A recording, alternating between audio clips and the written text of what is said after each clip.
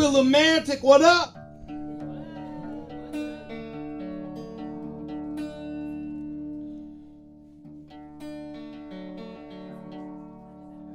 This first tune is going to be an instrumental tune to warm up my fingers.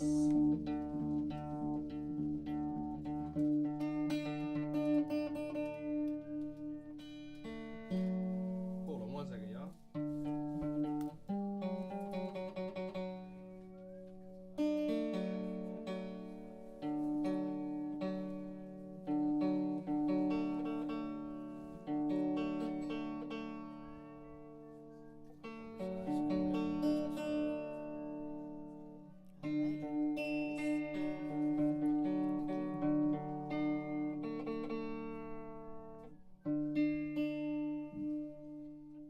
It's about a holy river in Vermont.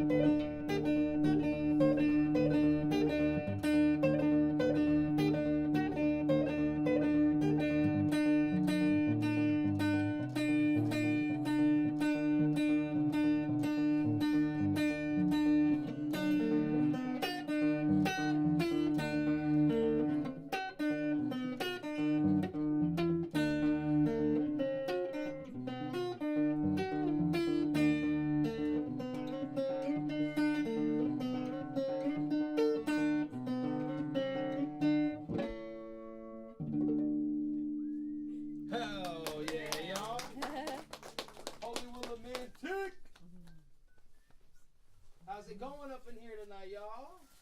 Pretty spiritual? Oh, yeah. John Perquise, thank you, brother. Yeah, it's a spiritual pleasure to play with the Holy Bimbo Shrineheads tonight. A life-changing band. There we go. Let's see, this next song, well, you know, it's about traveling down that holy road. And I was hanging with some of my friends the other day, and they told me about a psychedelic Irish-themed vape shop in Glens Falls, New York. Plenty o' vapes. And the second day of this holy tour, I woke up in the morning on the floor of a strange house in New Paltz, New York. And I was getting humped by a big-ass golden retriever. And I said, dude, this is off the chain. His name was Buddy, like that movie Air Bud. But, you know, it gets spiritual on that holy road. And so this next tune is just about that, man. It's called the Moses Lake Blues.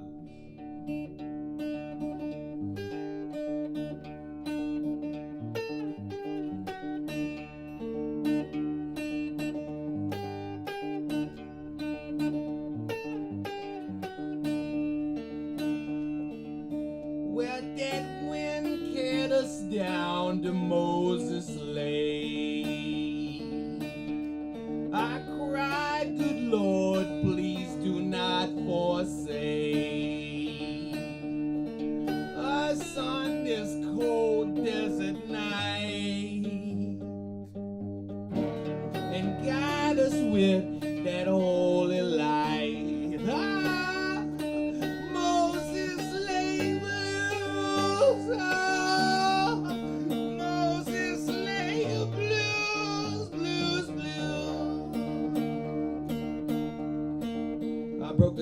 on that one, but we're going to continue this mystical tune. Gonna have to make up some holy notes here.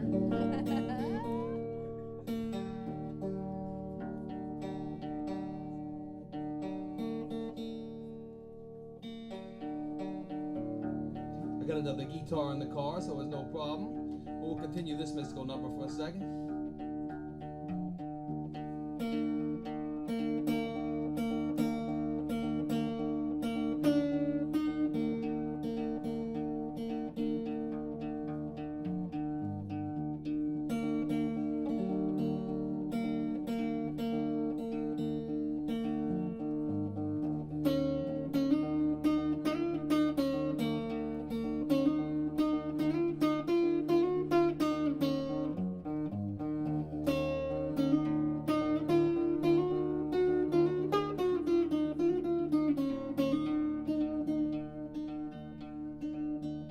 I knew a spiritual obese country gangster named Johnny Worley living down in East Tennessee. I was playing a show in Knoxville, Tennessee, and I got a mystical phone call from a strange unknown Tennessee number. Hey, buddy. I said, hey, is this Johnny Worley? He said, yeah, buddy. Y'all boys staying with me tonight. Cooking you some of Johnny Worley's famous squirrel stew. I said, that sounds off the chain. He said, I'm not coming to the gig. I got better things to do. I said, okay. So after the show, we called him up. We said, Johnny Worley, we done with the show. He said, I'm at the bar across the street. He said, y'all gonna have to follow me back to my place, 'cause I'm blacked out drunk and I don't have any license plates on my vehicle. I said, hell yeah, sounds good to me. So we rolled behind him to this psychedelic crib that he lived at. An abandoned mansion with all the windows smashed out. A strange pimp asleep on the couch. The only electricity in the house was in the kitchen, where he was about to make this famed squirrel stew. He said, it's time for the stew, boys. Started digging around in a big old deep meat freezer. Digging around. Who knows where this meat even came from. He said, I don't know what most of these meats are in this here deep freeze. I know one of them squirrel. I said, hell yeah.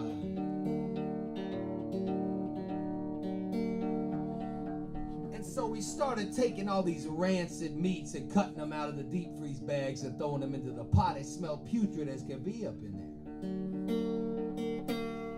I was just up in Canada, and this holy lady described the worst pizza place in the world, Pizza Pizza, which is a Canadian pizza chain, a despicable pizza chain at that. I said, that's a desecrated slice. She said, those slices are ghastly. The meat smell coming out of that pot was ghastly as can be.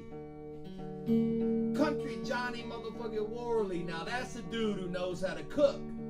When we cook rice, normally we throw it in water with a little bit of butter or something and keep it mystical. Maybe some spiritual Indian spices on the joint or something like that. He just take the raw rice and threw it in a hot pan and burnt the shit out of it. Threw it on a plate, and that's how it was done. He mixed the stew with the rice. It was boiling and smelling like kind of like one of those joints that they burn the corpses at. But worse. The corpses was rotted. We cook it up. He starts pouring it into bowls. I said, we on tour. This is the second day of a 9-day tour. If we eat this soup, we all gonna get sick as dogs. The tour is gonna be done. But we ate that stuff anyways.